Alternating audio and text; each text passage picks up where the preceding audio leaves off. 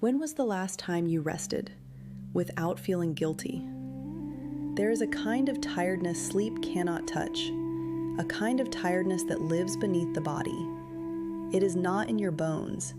It is in the places where you have been silent for too long. It is in the words you swallowed, the tears you postponed, the anger you dressed up as patience, the disappointment you called maturity, the loneliness you hid behind being strong.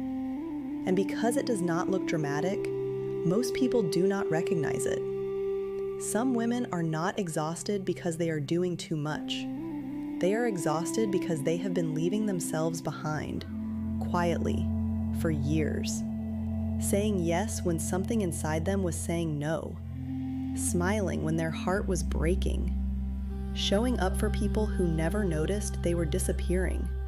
Calling it love when it was really abandonment of self. And that kind of exhaustion is different. It does not always look like lying in bed unable to move. Sometimes it looks successful, responsible, dependable, productive, available, put together. Sometimes exhaustion looks like a woman who still gets everything done. Maybe she is washing dishes, but in her mind, she is replaying a conversation from 3 days ago. Maybe she is lying in bed exhausted, but still unable to sleep because tomorrow is already asking too much from her. Maybe she is smiling in public, then sitting in the car longer than she needs to because that is the only place she can breathe. Maybe she says, "I'm fine," not because she is fine, but because explaining feels heavier than pretending. Maybe she is answering everybody's messages while silently wishing someone would check on her without needing anything. Maybe she is angry over something small, but the truth is, it was never about that one thing. It was the years of swallowing, the years of adjusting, the years of being strong when she wanted to be held, the years of carrying life without ever being asked, who is carrying you? And nobody notices when a woman is tired. People only notice when she stops performing. Then suddenly she has changed. She is distant, too emotional, too sensitive, too much. But maybe, for the first time, she is finally hearing herself. Maybe the anger is not the problem. Maybe the anger is the part of her that still believes she deserves more. Maybe the anxiety is not weakness. Maybe it is her body saying, "I cannot keep living like this." Maybe the numbness is not coldness. Maybe it is protection. Maybe the overthinking is not failure. Maybe it is what happens when someone becomes responsible for everybody's feelings except their own. Women are exhausted because they are expected to become many people at once.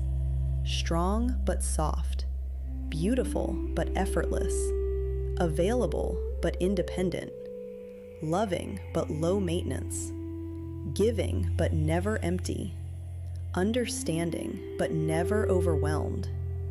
And eventually, she learns to edit herself. She lowers her voice. She hides her needs. She makes her pain convenient.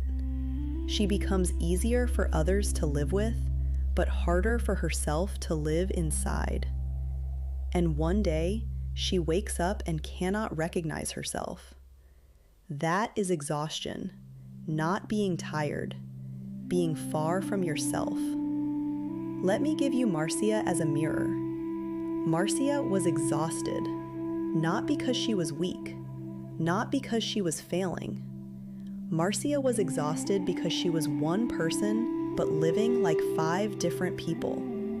She was carrying expectations, carrying emotions, carrying responsibilities, carrying pressure, carrying people.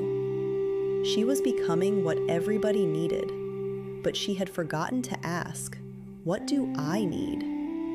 She kept moving, kept showing up, kept managing, kept holding things together. And because she could still function, she assumed she was okay. until one day she realized she had become excellent at surviving and unfamiliar with peace. She thought she needed more motivation, more discipline, more strength, but what she really needed was to stop abandoning herself.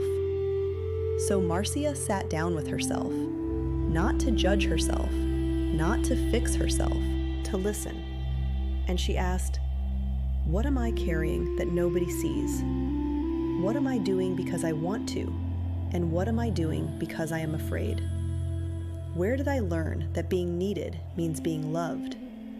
What am I afraid will happen if I stop being useful?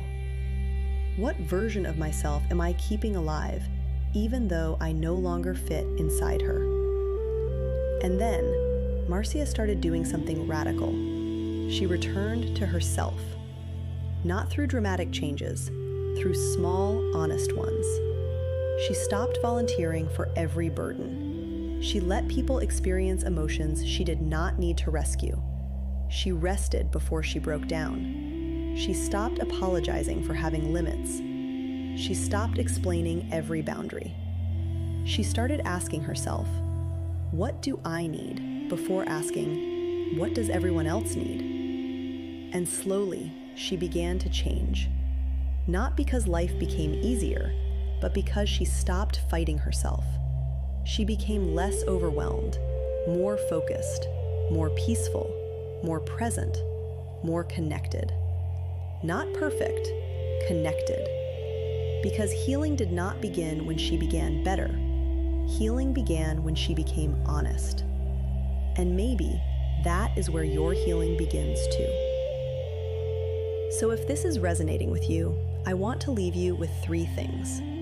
The first, name what you are carrying, not what you are doing, what you are carrying. There is a difference. Busy fills the calendar. Burden fills the soul.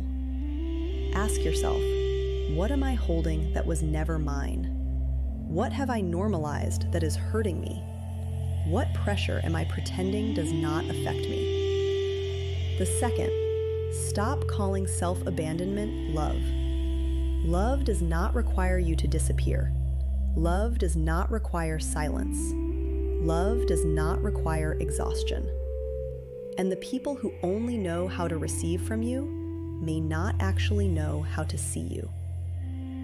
And the third, choose one small place to return to yourself this week.